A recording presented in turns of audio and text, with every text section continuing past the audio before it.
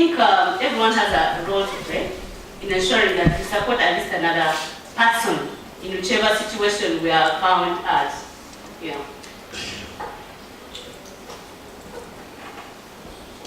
So I want to bring in Raymond before we move to the audience to hear a few comments or questions. Raymond, you already talked about the undercover story that you did for Makerere, and we also saw, well, the Me Too story really took traction because of the role that journalism played. The story that was broken in the New York Times took months of work, investigations, corroborations, trying to find witnesses so that the stories could have some weight. Can you just, and you already did, give us kind of some just talks very specifically about the role of journalism in making sure that these women's stories are heard?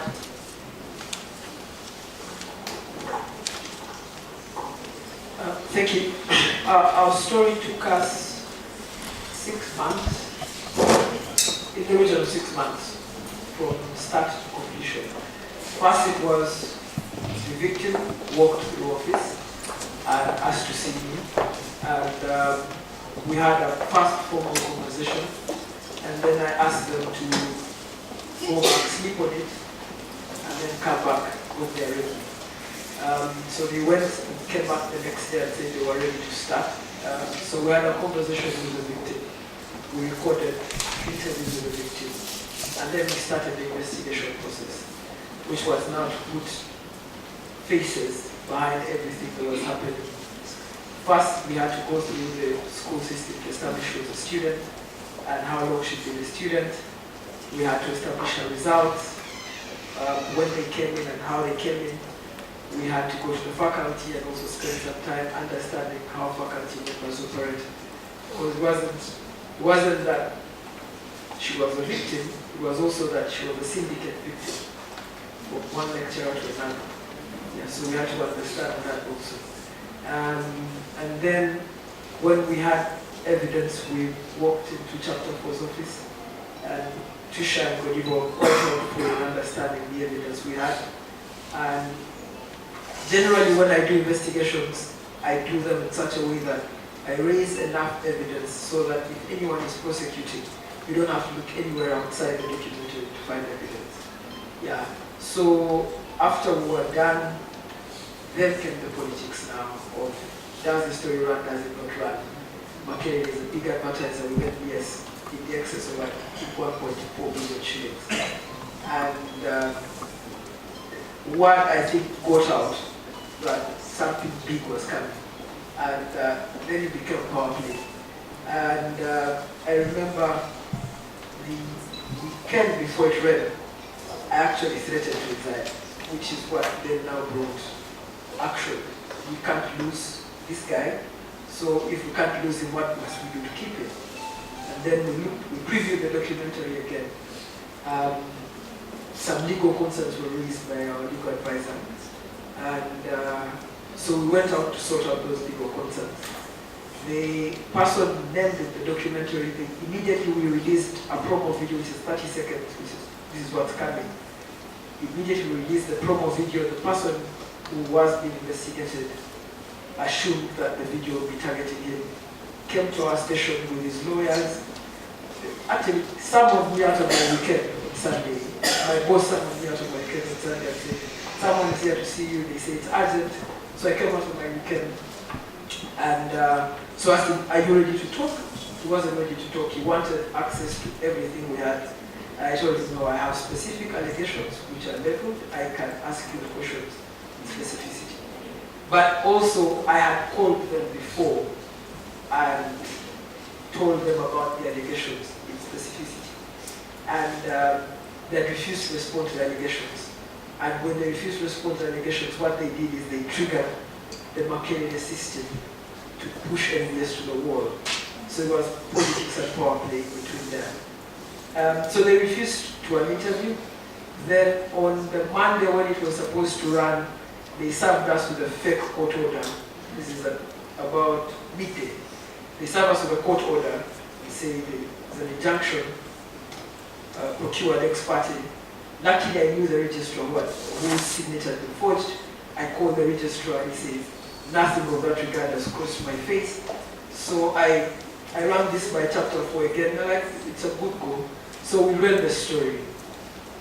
Before we ran the story, at 8 p.m., the laptop I'm working on crashes. Luckily, it crashed, but I had copies of the story in very many places. So I went to another place. And so we are supposed to export it to a server, which is public access to anyone in MBS. So when we exported it to the server, it was deleted from the server. So what I had to do was carry a hard drive into the studio and actually play it from studio. So that's what happened. Then it starts running immediately. So in the process of running, the Vice Chancellor calls MBS and says, hi. Yeah. So after it ran, of course we took measures to secure the victim. So they were not at home and they were not in any known place. So the lecturer puts pilot pressure now on the parents of the student, suggesting that the student will not be able to graduate because of what had happened with the story. And so, as a journalist, you're actually not supposed to take part in the process of her marks. I should never have taken part. She failed her papers, actually, as the lecturer was suggesting. And so I asked the university to secure that due process. And luckily, there was some cooperation from the university. We went back in the due process. They remarked 3 of her previous papers. She'd failed the paper thrice. So they remarked starting from the first and found where she'd been given a 25, she was supposed to have gotten 78.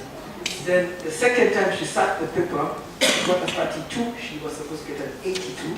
And then the third time she actually sat the paper, she got 95, and the results were never given to her. So it shows you incrementally she was actually doing better in the paper. She was pushing herself to graduate.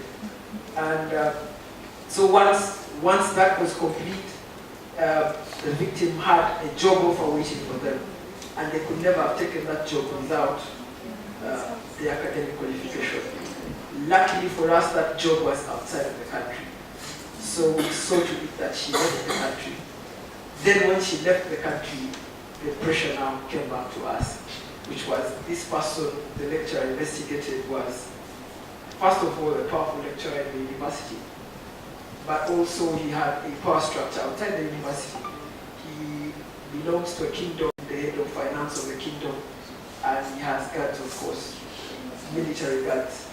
They're like, so yeah, that's the military side of it. Also that the then Kampala Metropolitan Police Commander, Frank Wesigon, was actually a very good friend in the process, because he provided military guards for the victim all through the process of the story running until 2 weeks when she had to leave the country. Yeah. So when the story ran, there were 2 things. There's pressure on me as a person, on my security and my safety, but there's also pressure on me, on my intellect, which is social media streams, questioning internally in NBS and outside, which is the people asking, how could you, of all stories you could do, why sexual as well. And then, of course, there are also suggestions made.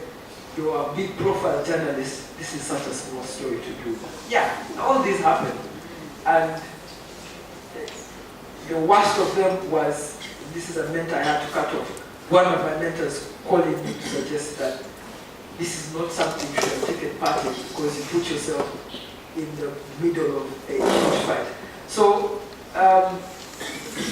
months down the road, of course, after the story runs, out of shame, out of a pledge that the Vice Chancellor had made in the documentary, he fires, he suspends the lecturer, and immediately suspends the lecturer. The next morning I get into office and I had 17 different victims of the same lecturer. So it then became, how do you handle a rising issue? So what we did is we volunteered all these, we first of all got their stories and volunteered all these victims over to Dr. Sylvia Tamale. And because of the magnitude of their stories, the university set up a committee and investigated all these cases of sexual harassment.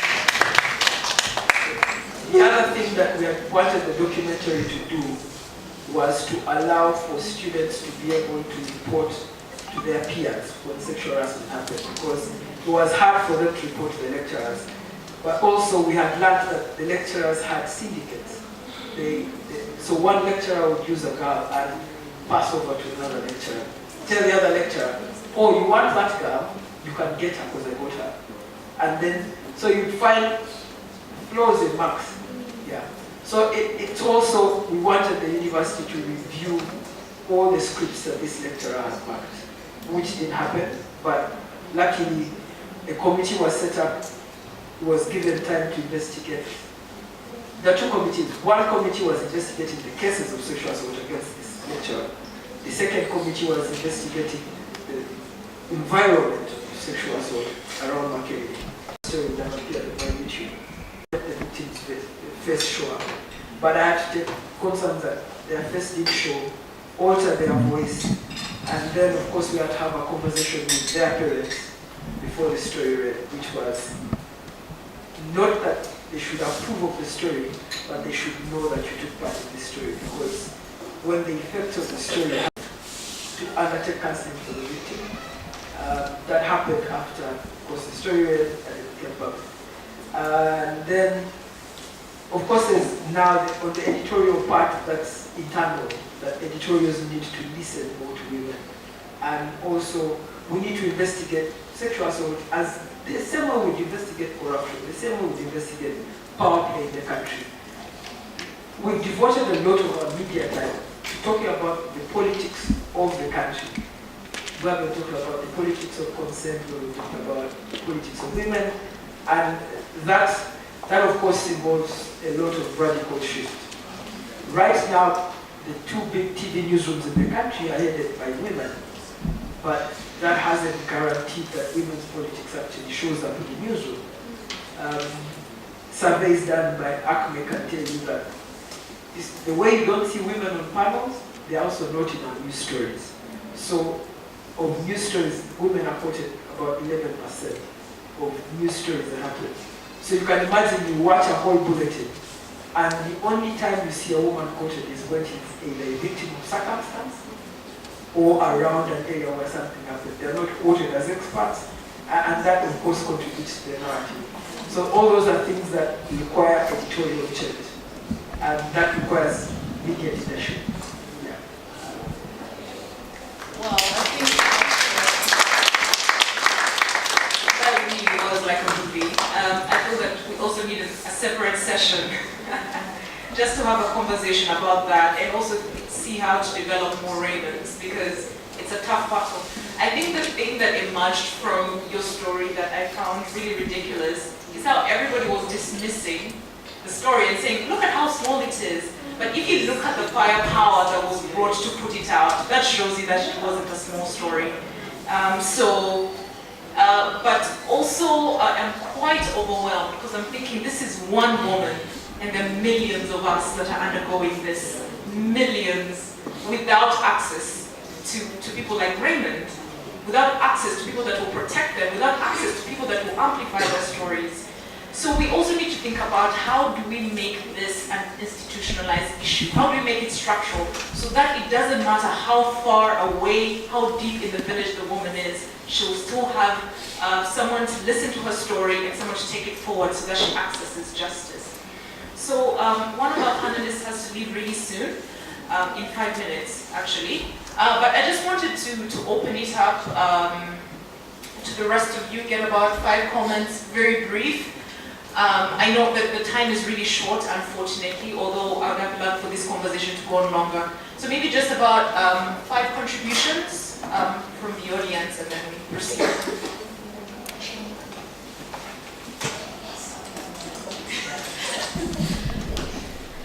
Good morning, everybody. I'm Tumia Martin. I work with the Alliance of Women Advocacy for Change, and we work with female sex workers and adolescent girls who engage in sex workers as well. Thank you very much, our panelists. I feel for the journalists, Munjuni, Raymond, and yes, Thank you for studying. I think as we're doing this work, we also have to think about this support that the many Raymonds who are willing to do this job that they would require in terms of psychosocial support, but also like the threats you're highlighting.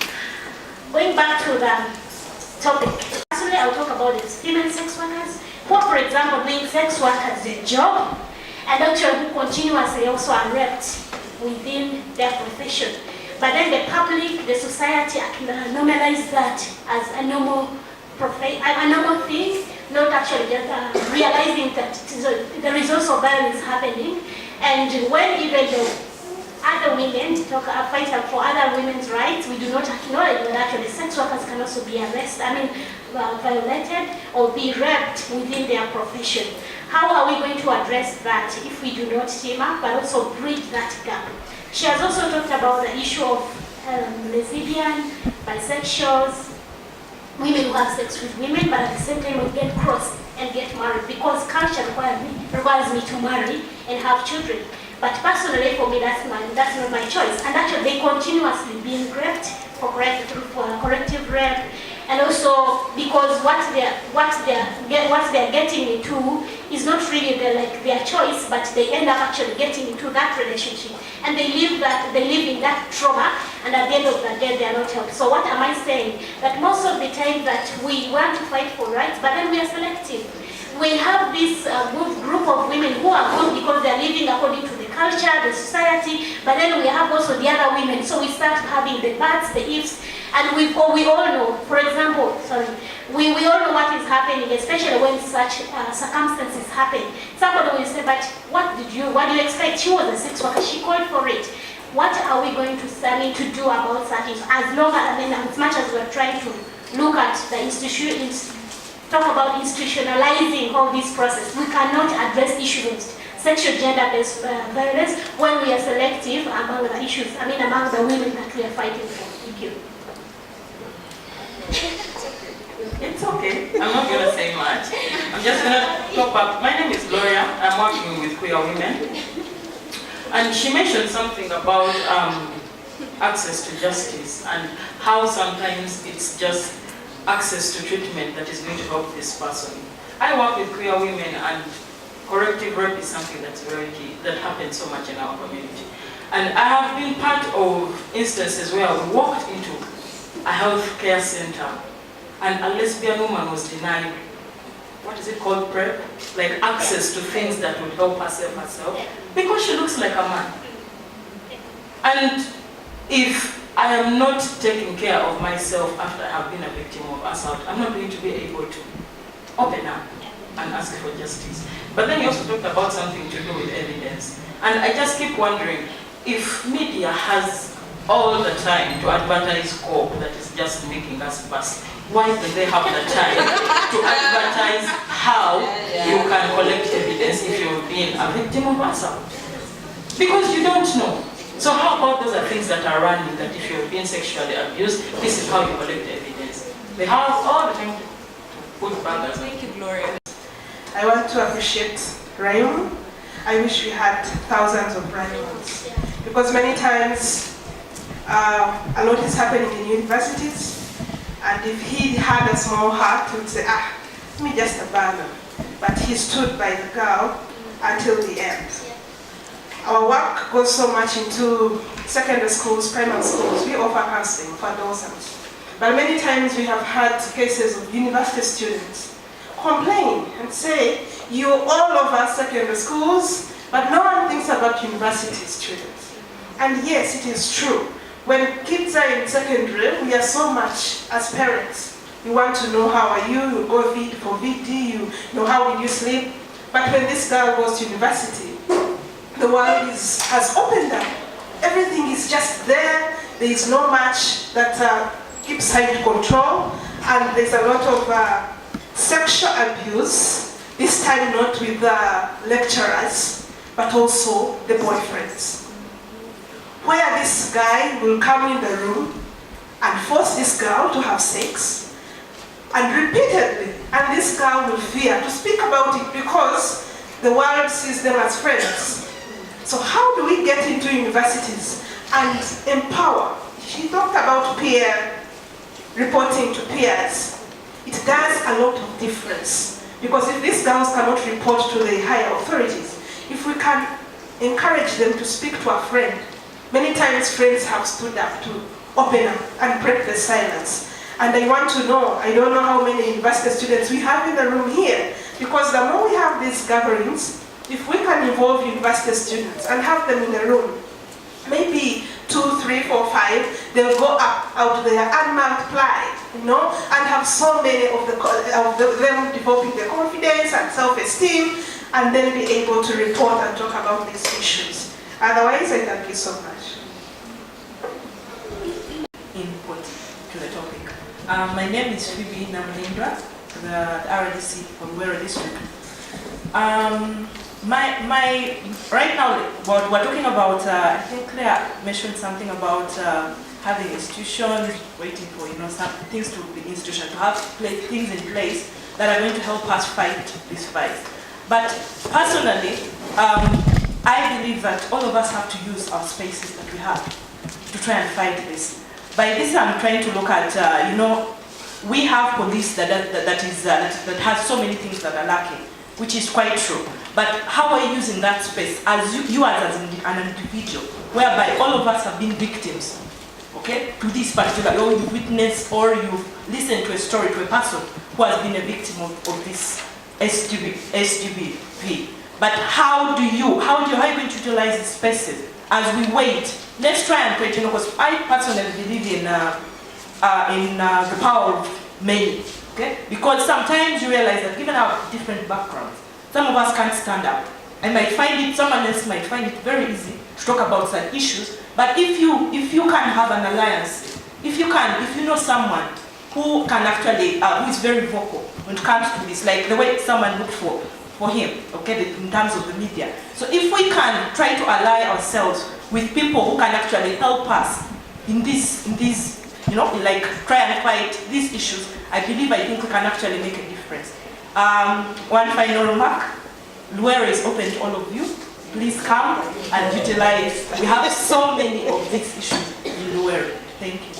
Angela, can you, the last question? Thank you so much. My name is Susan Achiro. I'm a deaf woman, and I'm from working with the National Union of Women with Disabilities in Uganda. I actually have a small comment. It's not a question, and the situation is of persons with disabilities, and specifically, I'll give an example of women and girls who are blind in regards to GBV.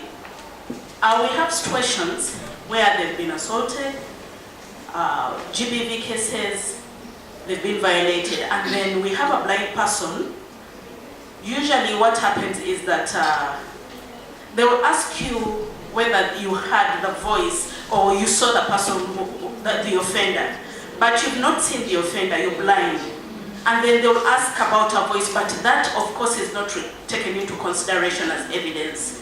So we have those cases of those girls suffering. Of course they have caregivers, they have family members, but we know that there are issues of also negative attitudes towards persons with disabilities. So they wouldn't stand for these women and girls.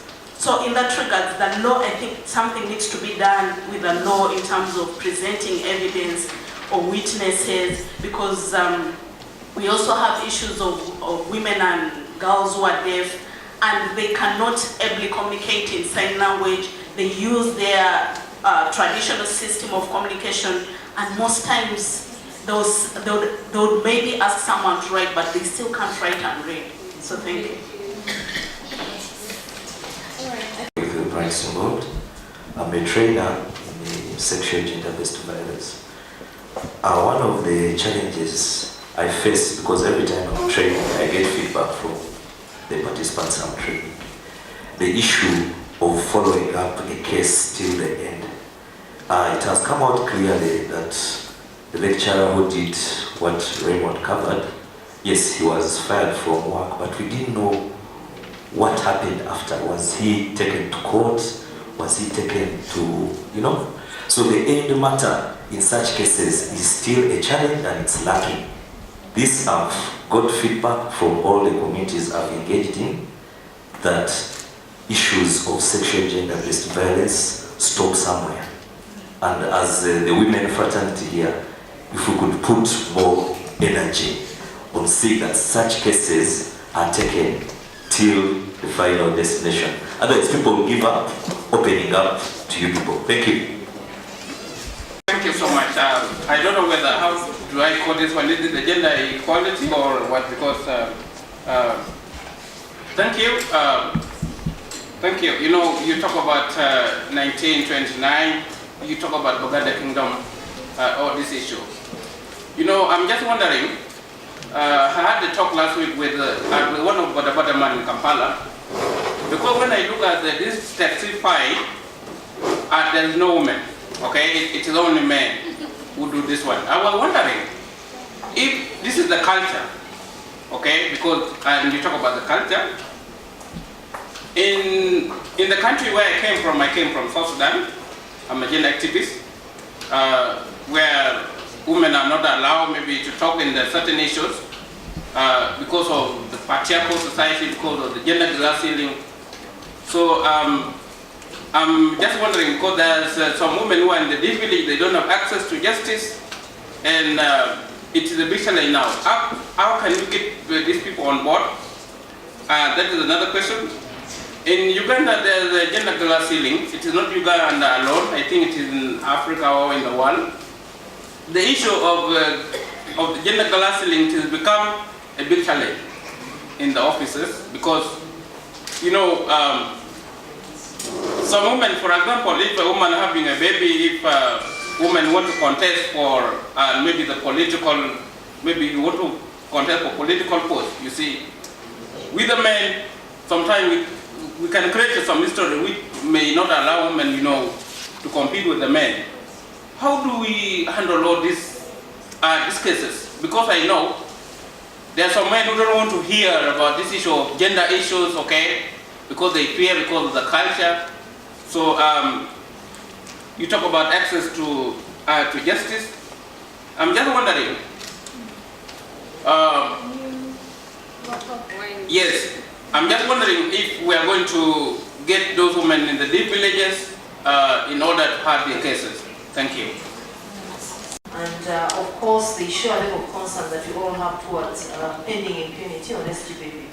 I have only one question to respond to that you raised. How do we reach out to other women? How do we build bridges? But even also, how do we have this conversation well beyond the boardrooms? One of the things that really we must do is to really work as social movements. Personally, I'm increasingly very uncomfortable working as organizations because as organizations we have limitations, we end up being boxed, we end up being having a World Bank framework of ticking boxes about what you need to have, what you don't need to have. That doesn't apply to how ordinary Ugandans and Africans organize. Actually, it's contrary to how we used to organize within our African context because we're organizing across the divide, and yet this force has to actually demarcate even out of women. Which women do you want to work with? So my feel is for us to work and reach out as wider movements, also work cross-movement work. There is no reason why as the women's movement, we are not working with the movement that is working on extractives. How many women breaking the silences? Having the Me Too's in all spaces. You know, backlash is good. Backlash shows that you're touching where power is, and I think Mujuni raised it. Let's not fear the backlash. Nobody fights something that they're not scared about. So the fact that there's backlash means that, yes, we've tickled where it hurts most. So really having more conversations, supporting survivors, having a deeper conversation on the politics of what does it mean. Sexual violence is an extreme form of male oppression and male superiority, period. It is not that women are weak or they dress badly or they're in the wrong place at the wrong time. It is a male domination that society perpetuates. So we need to have those conversations. Thirdly, coming from a country that is predominantly young people, let's shift the conversation. I am really tired of teaching old men and women like me that women and girls deserve a life of dignity. If we have 70% of the population, what kind of future do they want? It's a future where SGBV is in the past. So let's focus our energies to say young people need to define the future they need, the future they want, a future that has no SGBV. That's not to say that we're going to get a dustbin and put the older people. Older people, the fact that we are 30% will follow suit because this is a young generation. And I think that's one of the biggest opportunities Africa has, that the Chinese have seen. That's why the Chinese are everywhere, and Europeans everywhere in Africa, because they realize the young population is an opportunity for growth and shifting of mindsets. Then lastly, on my part, having more male champions. However, defining what their role is.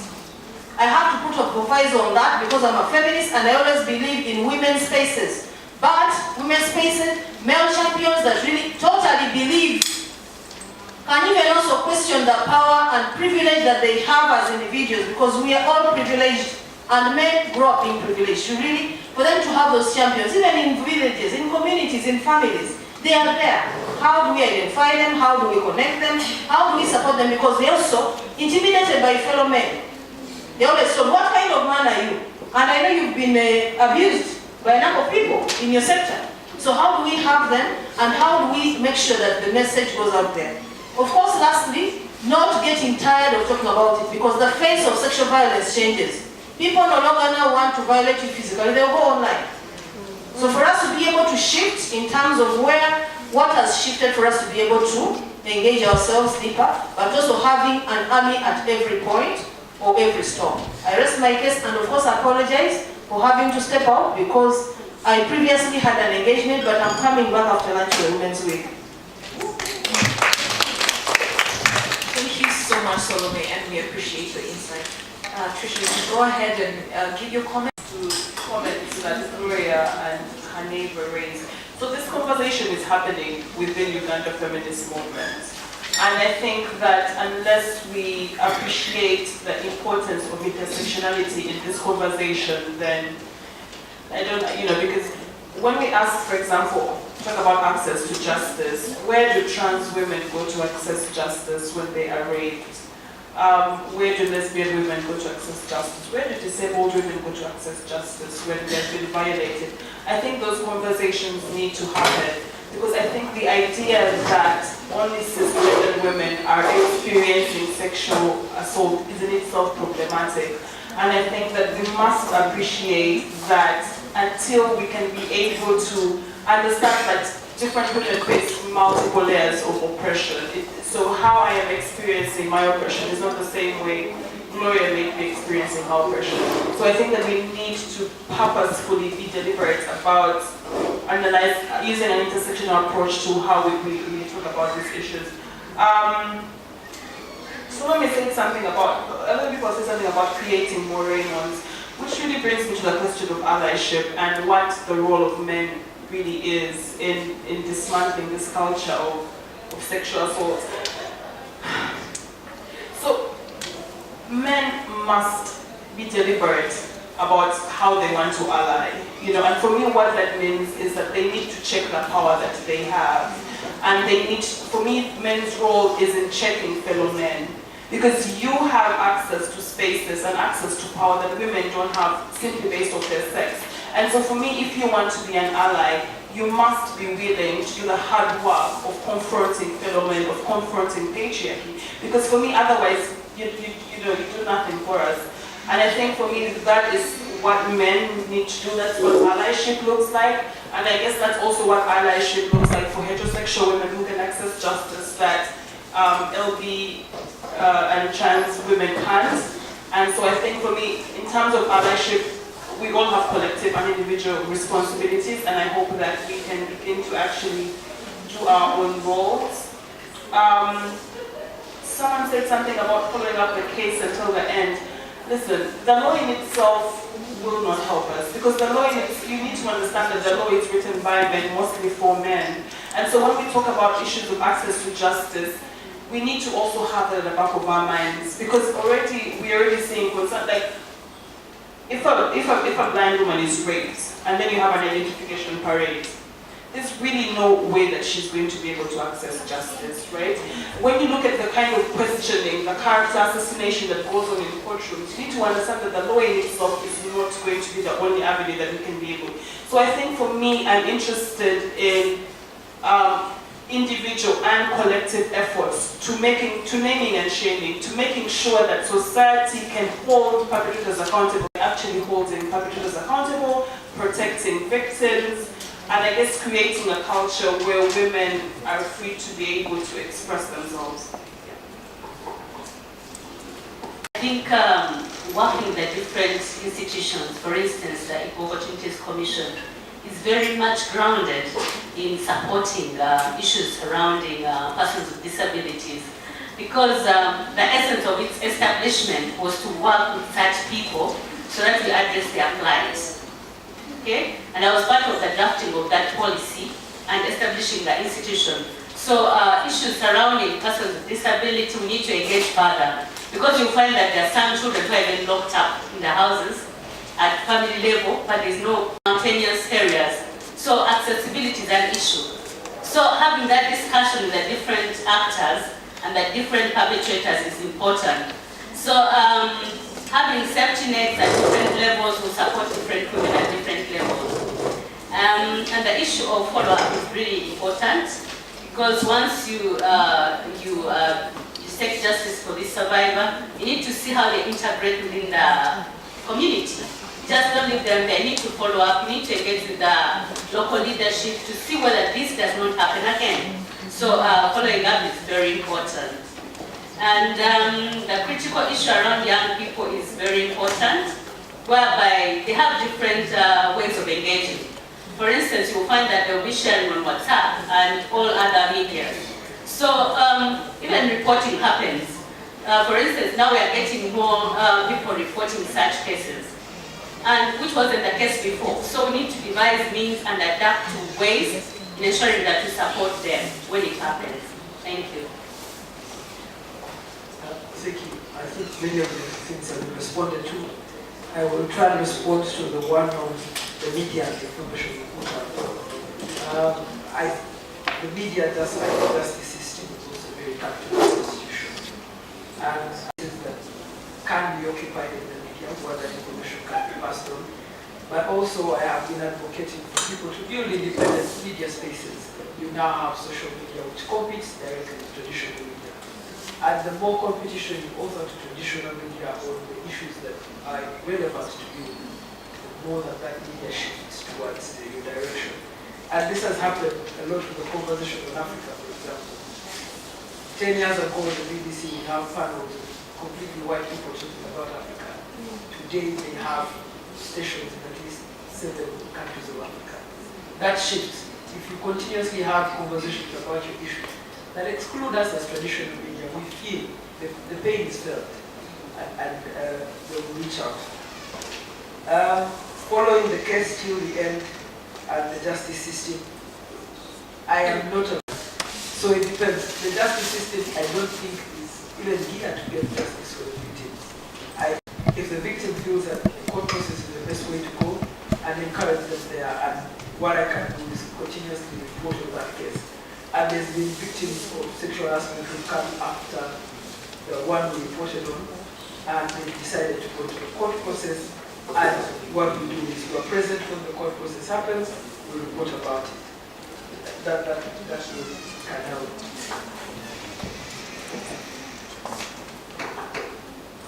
I really would like to thank the panelists for what has been a really, really great conversation. I hope you've enjoyed it as well.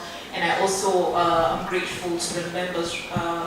In closing our session, I would like to take this opportunity to invite Ms. Beatrice Mulendwa to just give us some short closing remarks, basically just weaving the thread and synthesizing the conversation that we've had. Beatrice. And that is the question I, as CSOs, always keep talking to each other. Yes. I mean, look at the effort Ronald had to put in to make sure he didn't do it on his own. He needed state structures. So where are people from the office of the president? Where are people from jails? Huh? We need these people to be part of these conversations. Otherwise, we keep talking to ourselves, and then we won't make incremental progress. Yeah. So I think that for me, that is it. And just to thank you, everybody, for having me. I started with a small number, then I came in, I was saying, oops. But anyway, I'm glad that the room has filled up. We even had to bring more chairs. But these are conversations you can take on in whatever space you are occupying.